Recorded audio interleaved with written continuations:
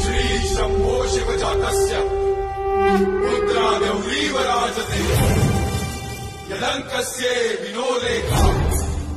वर्तते कस्य नोपरि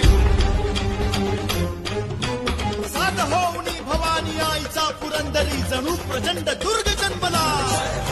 तऱ्यानभामधून सप्त सागरामधून घोष शंभू शंभू येऊ लागला तरी हळवा शिवबा समान वासतो मायभूमी ध्यास श्वास भगव्या सीमानतो धर्मशील शौर्यवती आसनास छत्रपती केसरी अतुल्य शोभा